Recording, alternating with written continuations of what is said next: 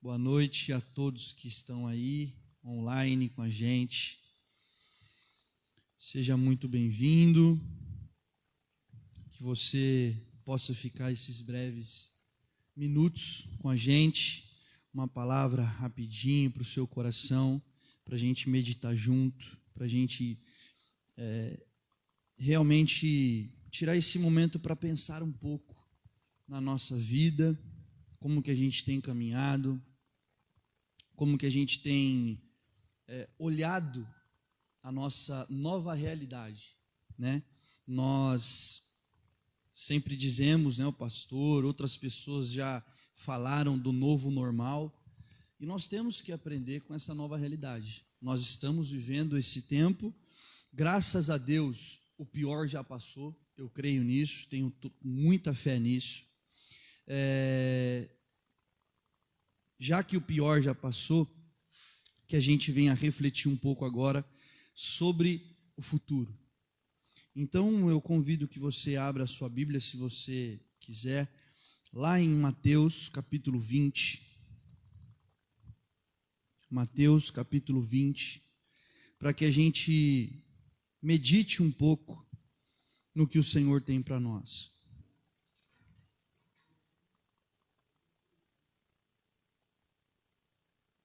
Mateus capítulo 20, a partir do versículo 1, nós vamos ler alguns versículos, diz assim: Pois o reino dos céus é como um proprietário que saiu de manhã cedo para contratar trabalhadores para a sua vinha. Ele combinou pagar-lhes 1 denário pelo dia e mandou-os para a sua vinha. Por volta das 9 horas da manhã, ele saiu e viu outros que estavam desocupados na praça. E lhes disse: Vão também trabalhar na vinha, e eu lhes pagarei o que for justo. E eles foram. Saindo outra vez por volta do meio-dia e das 3 horas da tarde, fez a mesma coisa. Saindo por volta das 5 horas da tarde, encontrou ainda outros que estavam desocupados. E lhe perguntou: Por que vocês estiveram aqui desocupados o dia todo? Por que ninguém nos contratou? Responderam eles. Ele lhes disse: Vão vocês também trabalhar na vinha.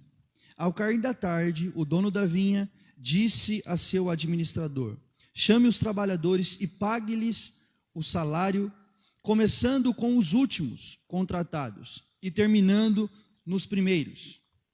Até aqui, para a gente começar. E eu coloquei um tema na mensagem, e o tema da mensagem é como deveríamos medir o nosso sucesso.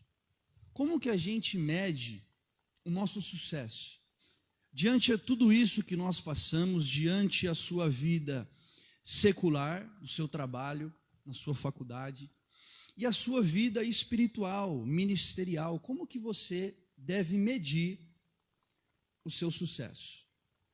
E aí você pode pensar que o seu sucesso é várias coisas. Toledo, eu sou bem sucedido na minha empresa, eu entrei ganhando X e eu fui um bom funcionário e hoje eu ganho 5 vezes mais. Isso é como que você mede o seu sucesso? Legal. Talvez outra pessoa diga: Toledo, eu cheguei na igreja, não era ninguém, comecei a servir na igreja, né? E hoje eu estou como líder da igreja. Talvez você meça o seu sucesso desse jeito. Então hoje você é bem sucedido dentro da igreja. E aí você pode ter inúmeras formas de medir o seu sucesso. Mas essa parábola deixa algo muito claro para nós. E aí, nós vamos continuar lendo o que o texto diz. Versículo 9. Vieram os trabalhadores contratados por volta das 5 horas da tarde e cada um recebeu 1 denário. Quando viram os que tinham sido contratados primeiro, esperavam receber mais. mas cada um deles também recebeu 1 denário.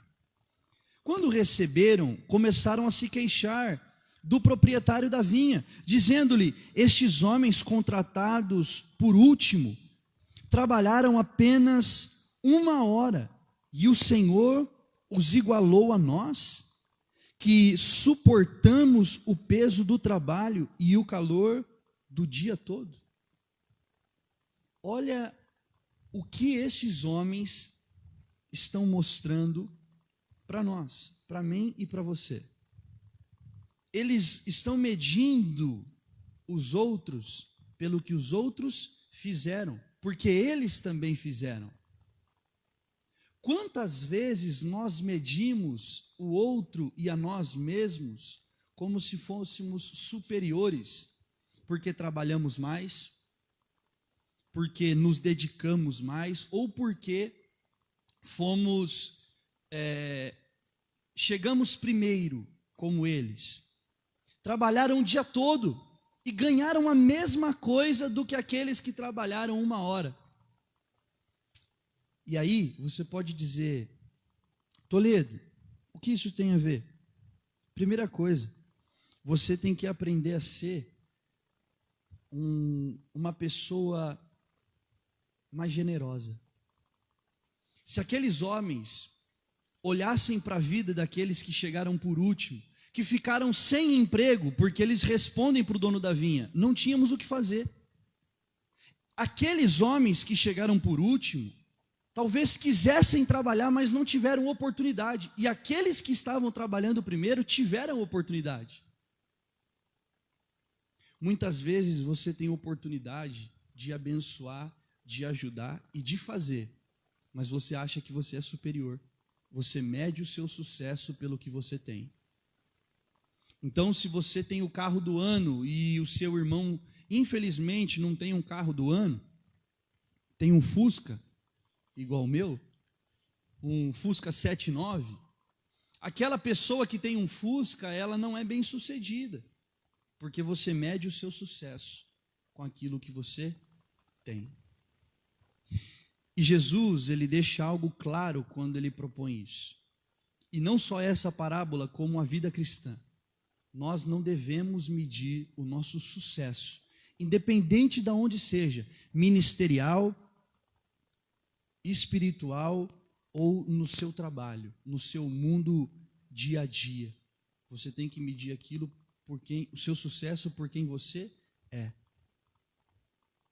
E aí eu posso te fazer uma pergunta, como já me fizeram e eu já vi muitas pessoas dizerem: se você morresse hoje, qual seria o legado? Quem lembraria de você? Quem pensaria no homem que você foi ou na mulher que você foi, generosa, bondosa, que não importava o que você tinha, porque a sua prosperidade, e aí nós entendemos agora o que é prosperidade. Prosperidade não é o que eu tenho, mas prosperidade é o que eu estou disposto a dar. Prosperidade é o que eu estou disposto a dividir. É próspero aquele que olha para si e não acha que é superior porque tem, mas acha que porque tem, precisa dividir, porque o outro não tem. Esse sim é próspero. Esse sim frutifica. Esse sim tem vida a oferecer. Então, nós devemos medir o nosso sucesso por quem somos e não pelo que temos. Esses homens, eles estão brigando com o dono da vinha por ele ter sido bom. Por ele ter sido bom com aqueles homens, eles estão brigando. Aqueles homens que receberam o mesmo valor, queriam que aqueles que trabalharam 1 hora recebessem menos. E com isso, tivesse menos dinheiro para sustentar sua casa, menos dinheiro para sustentar sua família, menos dinheiro para sobreviver. Isso não é sucesso. Isso é egoísmo. E por que eu estou falando isso? Porque nós estamos vivendo num mundo no qual aquilo que você tem é o que você é. Não é mais o que você é, o seu ser, mas é aquilo que você tem. Quanto mais você mostra para as pessoas, mais você tem valor.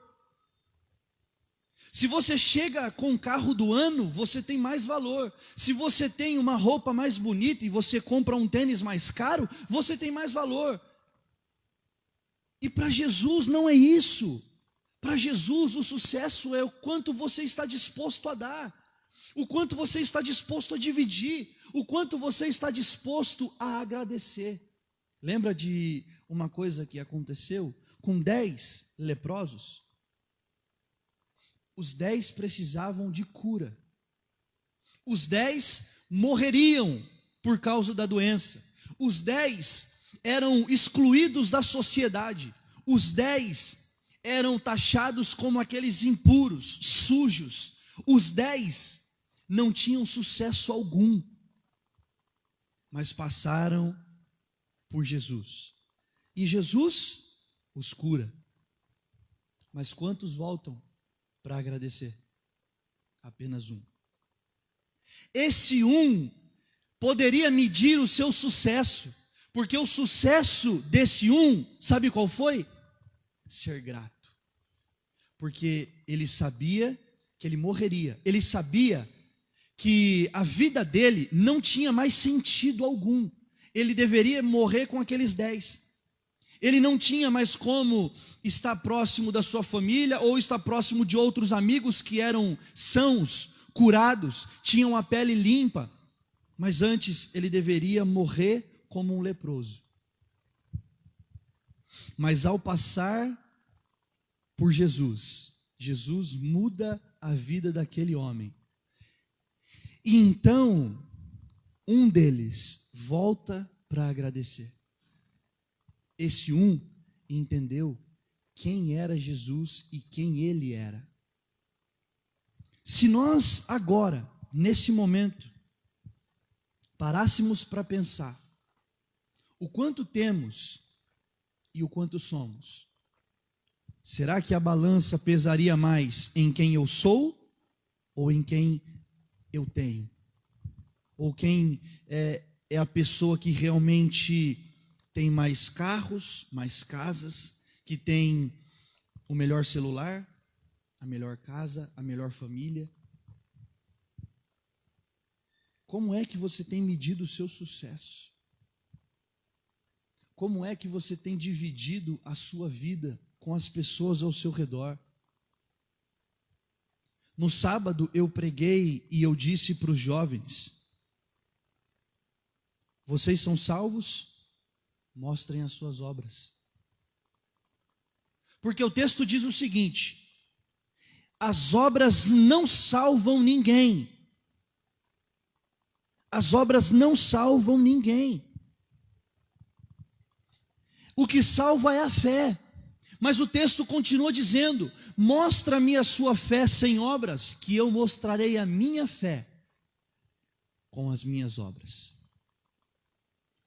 Aquele que é salvo e vive pela fé, faz obras, divide, está disposto a dar, está disposto a ser. Aquele que divide é bem-sucedido. Aquele que entende que Jesus é a razão da sua vida e da sua existência, esse é bem-sucedido. Quantas vezes ficamos bravos porque chega uma pessoa na igreja, um irmão, uma irmã, era do mundo, se converte, e tudo começa a dar certo na vida daquela pessoa. Ela começa a prosperar, tanto fisicamente quanto espiritualmente, ela começa a ter dons dentro da igreja, ela começa a fazer parte do ministério de louvor, e daqui a pouco ela é líder, e você que está na igreja há tanto tempo, não consegue ocupar aquele lugar que você queria, então você faz o quê? Murmura. Você tem inveja daquela mulher que está lá. Olha como que nós somos, meus irmãos.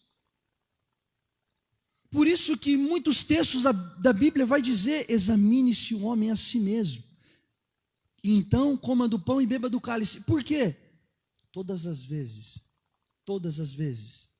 que nós fomos medir quem nós somos, não temos que nos comparar com ninguém.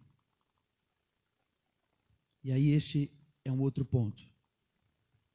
Você deve manter os seus olhos e a sua mente abertas para que você entenda quem você é. Quem você é. Examine-se o homem a si mesmo. Então esse é o segundo ponto. Aprenda a medir o seu sucesso olhando para você. Não se compare com o outro. Olhe para você. E agora faça a mesma pergunta que eu me fiz antes de estar aqui. Senhor, eu seria aquele leproso que voltou? Ou eu seria o leproso que foi viver a vida depois de receber a bênção? E para a gente já ir caminhando, terceiro ponto. Você quer mais a bênção? Quer mais o sucesso? Ou você quer mais aquele que é o dono de todas as coisas? Às vezes, queremos medir o nosso sucesso e queremos ser tanto que esquecemos quem nos dá tudo o que nós precisamos. Você seria o leproso que voltaria depois de ter recebido a maior dádiva da sua vida?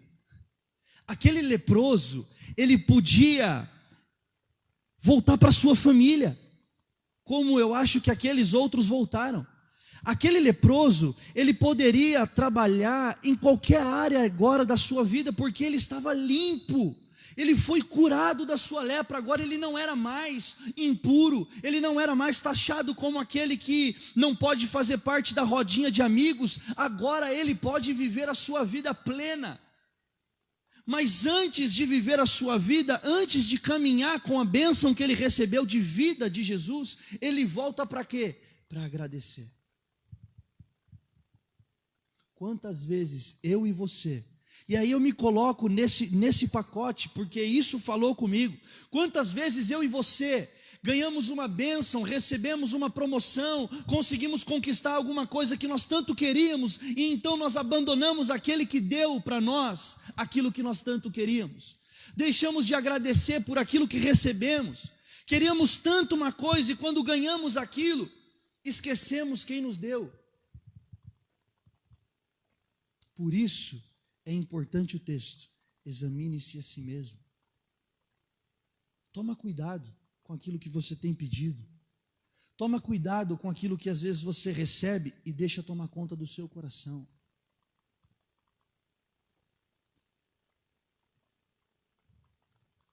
Ser bem-sucedido é dar a sua maior contribuição para a continuação do Evangelho. Ser bem-sucedido é ser lembrado pelo que você é.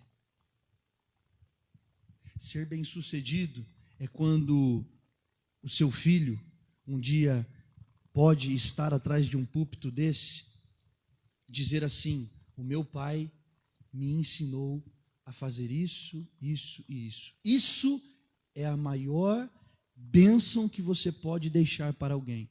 Esse é o seu maior sucesso. Sabe, está aqui o pastor, está aqui a minha vida, Bruno também está aqui. Nós não vamos viver para sempre, isso é óbvio, mas os nossos filhos serão a próxima geração. E o que o meu filho vai dizer de mim? O que o meu filho vai falar sobre a minha pessoa? Quando perguntarem de mim, o que ele vai dizer? O meu pai foi bem-sucedido. Meu pai tinha 3 carros, meu pai tinha uma boa casa, meu pai me deu a melhor faculdade. Eu não quero escutar. E eu não quero que o meu filho diga isso sobre mim. Meu filho não precisa dizer nada sobre a melhor casa e o melhor carro, mas se o meu filho disser: o meu pai me ensinou a servir a Jesus de todo o meu coração, de toda a minha alma e de todo o meu entendimento. Esse é o maior sucesso, é o maior legado que você pode deixar. A sua vida vai passar e já está passando. Ontem você tinha 20, hoje você tem 30 e amanhã 40. Minha mãe dizia, minha tia dizia: quer tirar carta, quando fizer 18 passa assim. Eu falei: passa nada. Eu fiz 18, já não aguento mais dirigir carro às vezes. Hoje minha mãe fez eu sair da minha casa umas 4 vezes. Eu respirava fundo e ia. E aí hoje, 24 anos, passou assim. E daqui a pouco 34. E daqui a pouco 44. Mas o que eu queria deixar para você é: qual vai ser a sua contribuição para a geração futura? A geração futura vai depender de quem você é hoje.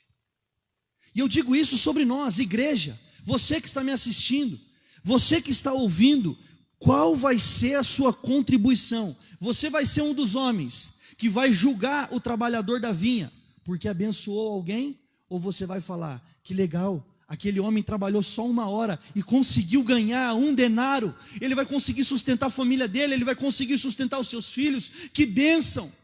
O seu sucesso você tem medido olhando para os outros e dividindo. Eu tenho 2 pães, então eu divido 1. Eu tenho 2 peixes, então eu divido 1. Essa é a sua maior contribuição para a próxima geração. A sua maior contribuição. Eu peço que agora você feche seus olhos para a gente orar. Que você agora, nesse momento, na sua casa, realmente você reflita. Você pense: Senhor, eu tenho mais pedido as bênçãos do que buscado o Senhor para estar perto de Ti. Senhor, eu tenho pedido mais para mostrar, ou eu tenho pedido mais para dividir mais, para abençoar mais. Pai, eu tenho pedido tanto, mas será que eu sou um referencial para minha família, para os meus filhos, para os meus amigos, para os meus tios, para minhas tias? Será que eu sou um referencial para a próxima geração? Senhor, o Senhor confiou para nós essa geração. Será que nós somos o referencial para essa geração? Senhor, que a nossa maior contribuição para esse mundo, nos dias de hoje, que o nosso sucesso seja servir ao Senhor de todo o coração, de toda a alma e de todo entendimento. Em nome do Senhor Jesus, Pai. Que o Senhor guarde cada um que está no seu lar, guarde cada um a sua família. Cada um, ó Pai, sabe daquilo que precisa, que necessita. Senhor, em nome de Jesus, eu peço por esta igreja, por este templo. Senhor, em nome de Jesus, continua guardando, Pai, a vida de cada um dos nossos irmãos, em Cristo Jesus, hoje e sempre. Amém. Amém? Meus irmãos, uma boa noite a todos vocês. Lembrando que sábado e domingo nós vamos ter os nossos cultos, né? Quarta-feira, amanhã tem o grupo de comunhão, participa, não deixa de participar não. E lembre-se, qual vai ser o seu legado para essa próxima geração. Deus abençoe.